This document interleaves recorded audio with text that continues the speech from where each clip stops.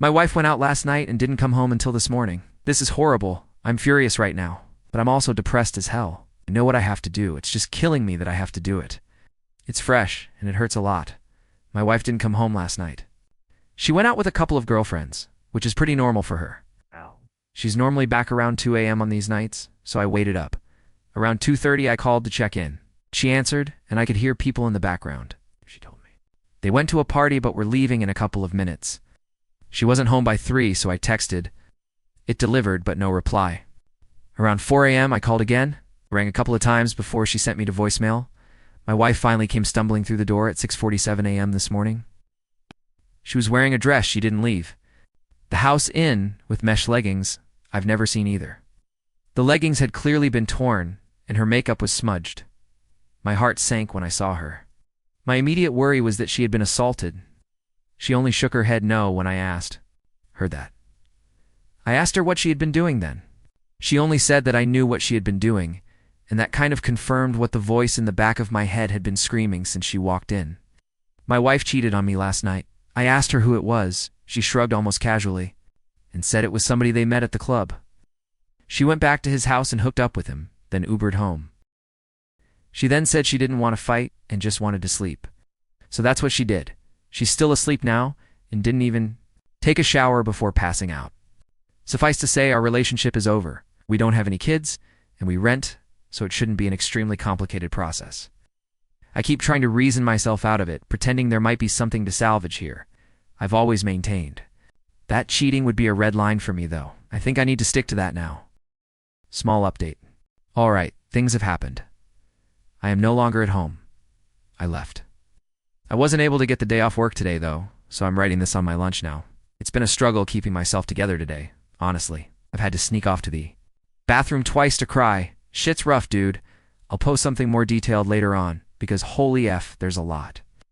I'm exhausted. I've only slept about 4 hours total since this all happened. Folks, I'm sorry I didn't get around to this sooner. I wasn't able to get the day off work yesterday because my boss kinda sucks. I was a complete mess at work yesterday, though, so I was allowed to take the rest of the week as vacation. Thankfully, I think I went through all of the stages of grief while my soon-to-be ex was sleeping. I wasn't expecting my post to get any attention at all. I just figured I needed to try to talk to someone about it because I was not in a good headspace. I made the post in the morning, and by noon, she was still conked out in the bedroom. I had processed things a bit more, and I had a rough plan in my head that I was starting to set in motion. I made a short list of questions I wanted answers to, gathered up all my important documents, laptop, etc. Then I went into the bedroom and started packing myself a suitcase. I know a lot of folks wanted me to kick her out. I did consider it, but honestly, I'm not overly attached to this place. We just rent, and I'm in a lucky enough situation to be able to say that paying half the rent for a few months isn't going to financially end me. It'll sting a little bit, I won't lie, but I'll make it, and I feel like being around. This place is only going to remind me of her anyway. I need to be looking forward, not back. She ended up waking up about halfway through me packing my suitcase. There was momentary confusion as she looked around the room. Then she just started bawling. Maybe this is awful of me, but I didn't bother comforting her. I told her I had the screenshots of her Uber and text messages from her phone, and that plus her confirmation was enough that things between us were completely done. She didn't answer me and just cried louder. I debated trying to continue the conversation, but I decided to just pack the rest of my suitcase and head back out to the living room until she came out. When she finally left the bedroom, she sat next to me on the couch and asked me if we could talk things through. I told her as calmly as possible that wasn't how things were going to work. I was going to ask questions. I wanted honest answers. She told me she'd be honest, so I proceeded. My voice was shaking the entire time. It was taking me everything to hold it together, but I kept going. Was this the first time she had cheated? Started crying before she answered that, then told me no. She had cheated on me multiple times over the course of our relationship. It was, and I'm going to use her words exactly here, just sex. A way for me to let off steam. None of it ever meant anything. I wrote a comment shortly after making my post that all the love couldn't just fade away in one swoop. Well, it can. It hit me right then that I wasn't dealing with my wife. The person I was married to literally wasn't in the room. This was someone different. She refused to tell me exactly how many times she had cheated, just more than last. Had she used protection? No hesitation from her before she nodded her head emphatically. She seemed surprised I'd even ask that. I'm still going to get tested just to be safe. I did some research into timing, and I'm going to look after it. Were her friends also cheating on their spouses? Yes and no. I tried to get her to tell me which of her friends were cheating so I could get in contact with their spouses. She probably should have, because her refusal led to me messaging pretty much the romantic partner of every one of her girlfriends I could find on social media. There are a couple I don't know or couldn't find, but I did my part. Why did she do it? This was the answer that gutted me the most. I'm going to use her exact words again. I need to have sex anxiety. I told her that it's not like our sex life is dull, she clarified. It's not the same as something new. I didn't even have a response to that one. I'd expected something about me working too much or not supporting her emotionally. Nope. She just f***ed her guys because she felt like it and wanted to have some fun. When I didn't respond, she started asking me about counseling and therapy. I reiterated that our relationship was over. I'd be leaving. What she did next disgusted me. My ex actually tried to have sex with me. She put her hands on me and started trying to take off my clothes. I felt like I wanted to vomit and pushed her away after a couple of seconds. She just kept telling me that she would figure out a way to fix it, that we would work through it together. I told her that there was no way, and she started bawling again.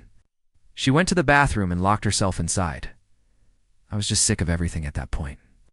I called her mother and told her what was going on, the full story too, the cheating, the questions I had asked, and the fact I was leaving. Always had a good relationship with my ex's parents. They both decided to drive to town, which is about an hour for them. Once I knew someone was on the way, I just grabbed my things and left. Her waterworks in the bathroom were just annoying me because it felt hollow to me, especially given the answers to my questions. I ended up packing another bag before I left, and took all the things that I could think of that I felt sentimental attachment to. With me, I found a parking lot and sat in my car until I was able to get in contact with a buddy for a place to crash. I tried to take a nap, but I was running on way too much adrenaline. I knew when her parents had made it to the apartment because she started calling me. When I didn't answer those, she started texting me. She had gone from sad and crying to furious. Apparently, I'm a for telling her mom everything. Whoops. I'm not sorry. I've received roughly 100 texts from her since leaving. They ranged from name-calling all the way to begging me to come back, to sending me pictures of the food she ate for some reason. I haven't responded to any of them. I feel like I said my piece before leaving. So that's where I'm at now. Didn't have joint finances, so that part was easy. Canceled all the subscriptions that go to my credit card just to be sure. And changed all my important passwords. I'm crashing on a friend's couch for the next bit. But I've got some feelers out to some short-term rental places until I can find something more permanent. I've got feelers out for a divorce attorney. 2. A coworker of mine had a recommendation, so barring something better, I'll probably go with them. I also wanted to say that I was shocked how supportive everyone was. And thank you for that, truly, from the bottom of my heart. It isn't easy. For me to talk about emotional things with people close to me, this was an invaluable venting place for me. Thank you all so much. Final update, hey folks. I'm happy, I guess, to say that this will be the final update to what has been probably the most difficult chapter of my life. I felt an immense amount of support from the community here for my initial 2 posts. So I wanted to give a short update. Bottom line. My ex and I both signed the final papers for our divorce this week. It feels kind of surreal to think about that still. About 2 weeks into everything, she got resistant. I cut her off entirely, and she refused to return my attorney's calls for a little while. Eventually, things got back on track. As for the infidelity itself, I don't have a ton more details to share with you. We did a short mediation, and by that time I didn't feel there was any remorse on her end. I've talked about that a lot with my therapist. I'm in therapy, by the way. It still hurts that someone who I thought loved me could have apparently cared about me so little, but I'm working through it. That's really all I've got to share.